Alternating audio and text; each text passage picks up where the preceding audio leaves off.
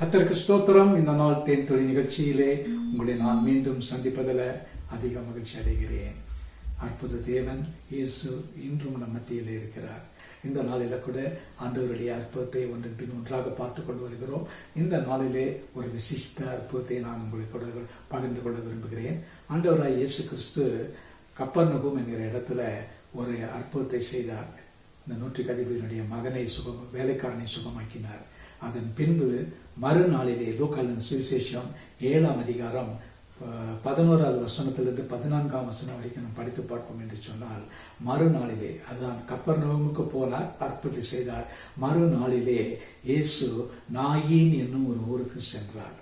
பாருங்க, நம்முடைய தேவன் ரொம்ப சிஸ்டமேட்டிக்கா டைம் டேபிள் படி நடக்கின்றவர். கப்பர்நகூமிலிருந்து கிட்டத்தட்ட நாயின் ஊர் இந்த நாட்களிலே கணக்கிடும் பொழுது ஒரு 20 கிலோமீட்டர் இருக்கும் என்று நினைக்கிறேன். வேதத்தில் உள்ளதான அந்த மேப்பை நீங்கள் பார்ப்பீர்கள் என்று சொன்னால், அளவிட்டு பார்க்கும் பொழுது அது கிட்டத்தட்ட 20 கிலோமீட்டர் தூரம். ஒரு நாள் முடிந்து தன்னுடைய ஊழியத்தை முடித்து மறுநாளிலே நாயின் என்னும் ஊருக்கு சென்றார். அவர் நாயின் என்னும் ஊருக்கு வருவதற்கான ஒரு நோக்கம் இருந்தது. அந்த நாயின் இருந்த ஊரிலே ஒரு விதவை பெண் இருந்தால், அவருடைய மகன் மரித்து போனான்.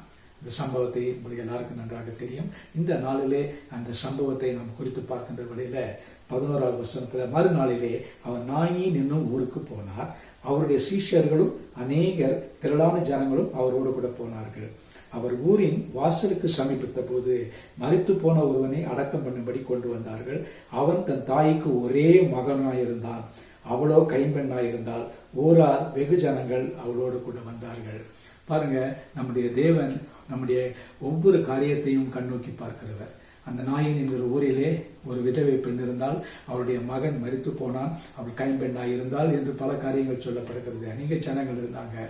அந்த நேரத்துல, சரியான நேரத்துல, குறித்த நேரத்துல, அந்த ஒரு செகண்ட் கூட தவறாதபடிக்கு இயேசு கப்பர்நகூமிலிருந்து நாயினுக்கு என்ற ஊருக்கு வந்து அந்த கிட்ட வருகிறார். அந்த நேரத்துல அந்த சவ ஊர்வலம் கடந்து செல்கிறது. அவர் கிட்ட போய் அந்த சவ உருவத்துல படுத்து கிடக்கிற அவனுடைய பாடையை தொட்டார். இயேசு தொட்ட மாத்திரத்துல அந்த விதவையினுடைய மகன் சுகம் பெற்றான், உயிர் பெற்றான் என்று பார்க்கிறோம். எவ்வளவு ஒரு பெரிய அற்புதம் பாருங்க. இது நடக்க முடியுமா?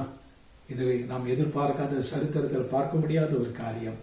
இயேசு இன்றைக்கும் மன இறுக்கம் உள்ளவராக, மனதுருக்கம் உள்ளவராக, மனம் உருகிறதான ஒரு தேவனாய் இருக்கிறார். எல்லாருடைய கண்ணீரையும் காண்கிற தேவன் அந்த நாயின் ஒரு விதவினுடைய கண்ணீரை கண்டு அது சரியான நேரத்தில் வந்து அவளை அவனுடைய பாடையை தொட்டு அவனுக்கு மரித்து போனவனை உயிரோடு எழுப்பினார் என்று பார்க்கிறோம். கிறிஸ்துவுக்குள் பிரியமானவர்களே, இந்த நாளிலும் அந்த அற்புத தேவன் அவர் நம்மோடு கூட இருக்கிறார். இன்றைக்கும் அவர் அற்புதங்களை செய்ய வல்லவராயிருக்கிறார். உங்களுடைய என்னுடைய வாழ்க்கையில கூட இப்படிப்பட்டதான சூழ்நிலை வரும்போது இயேசு அந்த சூழ்நிலையில அங்கே நம் மத்தியில் இருக்கிறார். கவலைப்படாதீங்க. இயேசு என்னை நினைக்கவில்லை, இயேசு என்னை மறந்து போனார் என்று நினைக்காதீங்க. அவர் உங்களோடைய கூட இருக்கிறார். நீங்கள் சரியான நேரத்துல, குறித்த நேரத்துல அவர் இடைப்பட்டு உங்களுடைய வாழ்க்கையில, என்னுடைய வாழ்க்கையில என்ன தேவையா இருந்தாலும் அந்த ஒரு அற்புதத்தை அவர் செய்ய வல்லவராயிருக்கிறார். அவரை நோக்கி பார்ப்போமா?